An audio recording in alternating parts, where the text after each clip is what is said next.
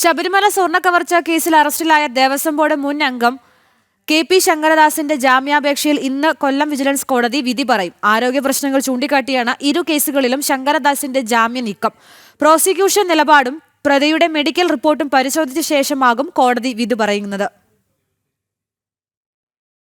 ശബരിമല സ്വർണ്ണക്കവർച്ച കേസിൽ ശങ്കരദാസിന്റെ അറസ്റ്റ് വൈകിയതിനെതിരെ ഹൈക്കോടതി SITക്ക് നേരെ രൂക്ഷ വിമർശനം ഉന്നയിച്ചിരുന്നു. സുപ്രീം കോടതിയിലും ശങ്കരദാസിന്റെ മുൻകൂർ ജാമ്യാപേക്ഷ തള്ളി. തുടർന്നാണ് ജനുവരി 14 ഇയാളുടെ അറസ്റ്റ് രേഖപ്പെടുത്തിയത്. ചികിത്സയ്ക്കായി മെഡിക്കൽ കോളേജ് ആശുപത്രിയിലേക്ക് മാറ്റിയെങ്കിലും വീണ്ടും ഹൈക്കോടതി ഇടപെടലിനെ തുടർന്ന് ജയിലിലേക്ക് മാറ്റി. പത്മകുമാർ പ്രസിഡന്റായിരുന്ന ബോർഡിൽ ഇടതു പ്രതിനിധിയായിരുന്നു KP ശങ്കരദാസ്. അറസ്റ്റിനെ തുടർന്ന് റിമാൻഡിൽ കഴിയവെയാണ് ആരോഗ്യ പ്രശ്നങ്ങൾ ചൂണ്ടിക്കാട്ടി ഇരു കേസുകളിലും ജാമ്യ ഹർജി സമർപ്പിച്ചത്. പ്രതിക്ക് ജാമ്യം അനുവദിക്കരുതെന്നാണ് പ്രോസിക്യൂഷൻ വാദം.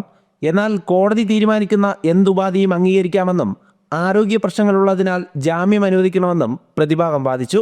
ഇരുവാദങ്ങളും കേട്ട ശേഷം പ്രതിയുടെ മെഡിക്കൽ റിപ്പോർട്ടുകൾ കോടതി പരിശോധിച്ചു.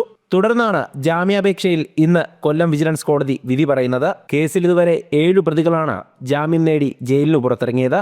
ഇതിൽ SIT കുറ്റപത്രം സമർപ്പിക്കാത്തത് കാരണം മുഖ്യപ്രതി ഉണ്ണികൃഷ്ണൻ പൊറ്റി ഉൾപ്പെടെ 5 പേർക്കാണ് സ്വാഭാവിക ജാമ്യം ലഭിച്ചത്. അതേസമയം ദേവസ്വം ബോർഡ് മുൻ പ്രസിഡന്റും CPM നേതാവുമായ പത്മകുമാറും ജാമ്യ നീക്കത്തിലൂടെ ഉടൻ ജയിൽ മോചിതനാകാനാണ് സാധ്യത. ജനം, കൊല്ലം.